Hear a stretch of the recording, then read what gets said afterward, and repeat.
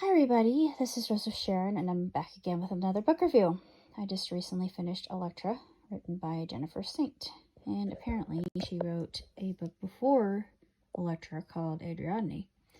And Ariadne, of course, if you know anything about the mythology, she was rescued in some versions by Theseus and other versions by Perseus, and the one that's most familiar to me would be Clash of the Titans and Perseus, and that's my favorite. But there are some minor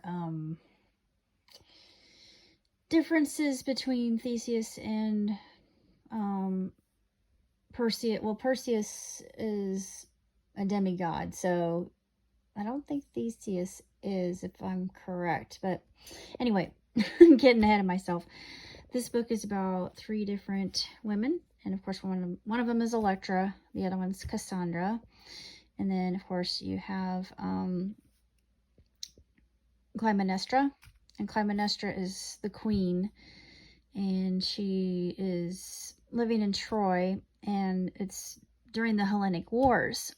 So yeah, I already know from reading it and knowing the history of the Hellenic Wars themselves, I thought, yeah, this is going to be tragic. And it was tragic, particularly Cassandra. But I thought, of course, Cassandra's story is going to be horribly, horribly, terribly tragic.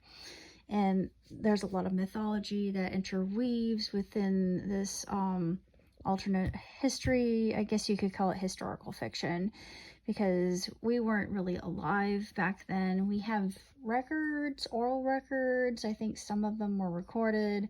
I'm not sure how accurate they are, because history is often told by the victors, and sometimes mythology is actually fact. So it's one of those tales you think, is there really merit to that? Is there truth in the myth? And that's what I always wonder when I read stories that are just fortified and brimming with mythology. And there's something so just incredible and phenomenal and astronomical about everything that goes into an epic. And this, of course, is a epic that is extremely tragic. And it's very well written. I had never heard of Miss Saint before. I adore anything based on Greek mythology, which is obvious, but unfortunately this was really woefully short. And on the back leaflet it talks a little bit about Miss Saint, and let's see what it says about Miss Saint. Due to a lifelong fascination with ancient Greek mythology, hey, we have that in common.